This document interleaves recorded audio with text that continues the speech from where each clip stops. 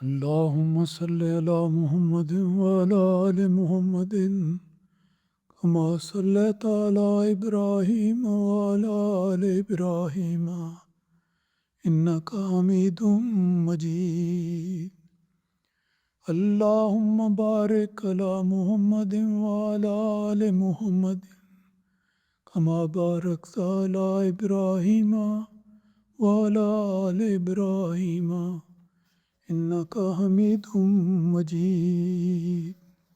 بسم اللہ الرحمن الرحیم. درس حدیث کے سلسلے میں سب سے پہلے ایک آیت کریمہ کا ذکر کرنا چاہتا ہوں جو قرآن مجید میں ان الفاظ میں مذکور ہے، فاستبقوا الخیرات. یہ دو الفاظ کا مجموعہ ہے، لیکن ایک ایسی نصیحت پر مشتمل ہے جو ہمیشہ ہر مومن کو ہر حالت میں یاد رکھنی چاہیے اور اس کے مطابق عمل کرنا چاہیے.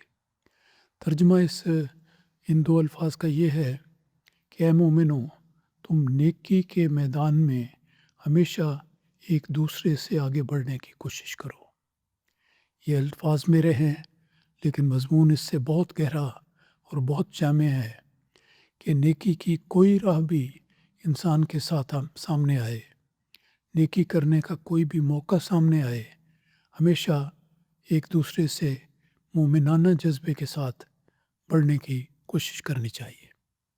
اس بارے میں یہ جو قرآن مجید کا بنیادی حکم ہے کہ حدیث کی کتابوں میں سبقت الی خیر العمل، کہ نیکی کے کاموں میں ایک دوسرے سے آگے بڑھنا، اس عنوان کے تحت چند احادیث ہیں، جن میں سے ایک حدیث اس طرح پر ہے.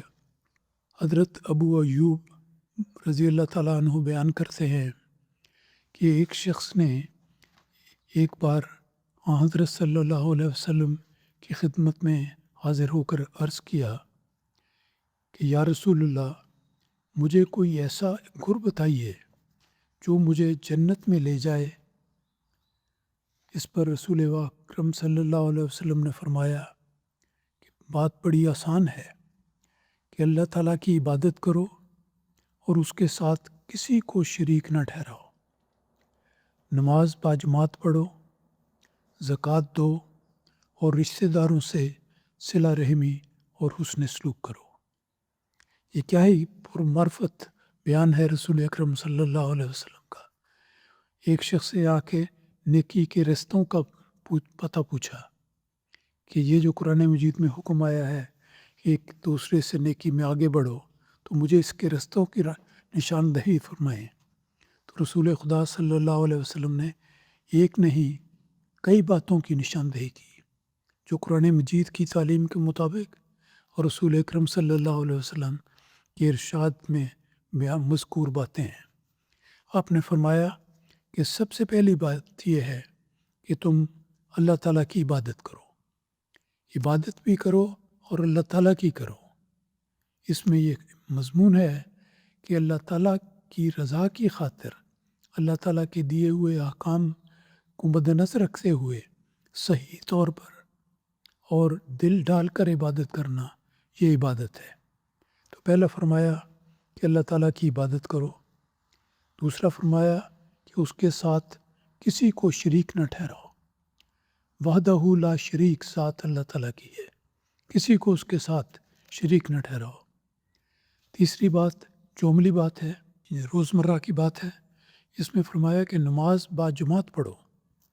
کوشش کرے ہر انسان ہمیشہ ہر حالت میں کہ نماز مسجد میں آ کر باجماعت ادا کرے اور اس میں باقاعدگی کے اختیار کرے. یہ ایک نیکی کا بہت بڑا رستہ ہے. پھر فرمایا کہ زکوٰۃ دو.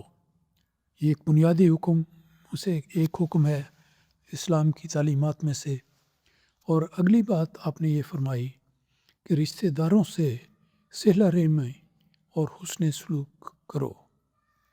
یہ چند باتیں رسول پاک صلی اللہ علیہ وسلم نے اس صحابی کو اس سوال کے جواب میں بیان فرمائی اور بڑی ہی جامعیت کے ساتھ ان رستوں کی نشاندہی کی گئی ہے جس سے انسان نہ صرف نیکی کے رستے پر گامزن ہوگا بلکہ آگے سے آگے بڑھنے کی بھی کوشش کرے گا۔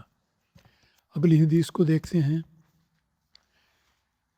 حضرت معاذ رضی اللہ تعالیٰ عنہ بیان کرتے ہیں کہ میں نے حضرت صلی اللہ علیہ وسلم سے ایک بار ایک مجلس میں عرض کیا کہ مجھے کوئی ایسا کام بتائیے جو مجھے جنت میں لے جائے اور دوزخ سے دور رکھے۔ اب دیکھیں صحابہ کی کیا نیک فطرت تھی کہ ہمیشہ نیکی کے رستوں کو جستجو کرتے تھے، ہمیشہ نیکی کے رستوں کی تلاش میں مصروف رہتے تھے، اور جب موقع ملتا رسول اکرم صلی اللہ علیہ وسلم کے دربار میں حاضر ہو کر رہنمائی کی درخواست عرض کرتے۔ تو اس موقع پر حضرت معاذ رضی اللہ تعالیٰ عنہ نے یہ عرض کیا کہ یا رسول اللہ، مجھے کوئی ایسا کام بتائیے جو مجھے جنت میں لے جائے اور دوزخ سے دور کر دے۔ اس کے جواب میں رسول اکرم صلی اللہ علیہ وسلم نے فرمایا، میں یہاں ذکر کرنا چاہتا ہوں کہ رسول پاک صلی اللہ علیہ وسلم کی مجلس ایک کھلی مجلس ہوا کرتی تھی۔ صحابہ آتے تھے، بیٹھتے تھے، باتیں کرتے تھے، سوالات پوچھتے تھے، اور جو ان کے دل میں کوئی سوال آتا، کوئی پریشانی ہوتی، ہر معاملے میں رسول پاک صلی اللہ علیہ وسلم سے رہنمائی حاصل کرتے۔ یہ ایک بڑا اچھا طریق ہے، اور حقیقت یہ ہے کہ جو امام وقت ہوتا ہے اس کے آگے جھکنا، اس کے قرب میں جانا، اس سے رہنمائی حاصل کرنا، یہی ایک انسان کی فلاح کا ذریعہ ہے۔ تو اس حدیث میں کے تسلسل میں ذکر آتا ہے کہ جب آپ سے یہ سوال کیا گیا کہ کوئی ایسا کام بتائیں جو انسان کو جنت میں لے جائے اور دوزخ سے دور کر دے، تو رسول پاک صلی اللہ علیہ وسلم نے اس کا جواب یوں ارشاد فرمایا کہ پہلے فرمایا کہ تم نے ایک بہت بڑی اور مشکل بات پوچھی ہے، لیکن اگر اللہ تعالیٰ توفیق دے تو یہ آسان بھی ہے۔ اس کے بعد آپ نے فرمایا کہ یاد رکھو، پہلی بات یہ ہے کہ تو اللہ تعالیٰ کی عبادت کر اور اس کے ساتھ کسی کو شریک نہ ٹھہرا، نماز پڑھ، باقاعدگی سے زکوٰۃ ادا کر، رمضان کے روزے رکھ، اگر زیادہ رب ہو تو بیت اللہ کا حج کر۔ اور اس کے بعد آپ نے فرمایا، یہ نیکیوں کے راستے بتانے کے بعد آپ نے فرمایا کہ کیا میں بھلائی اور نیکی کے دروازوں کے متعلق تمہیں نہ بتاؤں؟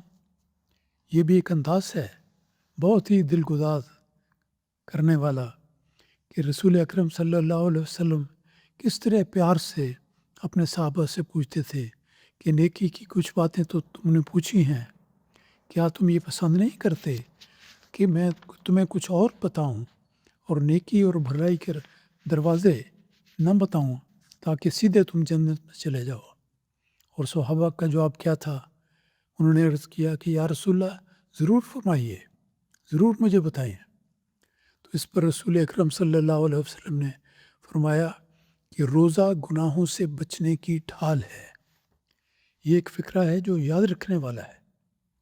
رمضان کے مہینے سے ہم گزر رہے ہیں، نیکیاں کمانے کا مہینہ ہے، نیکیوں میں آگے سے آگے بڑھنے کا مہینہ ہے، نیکیوں کے بیج بونے کا مہینہ ہے، جیسا ایک درس میں پہلے ذکر ہو چکا ہے۔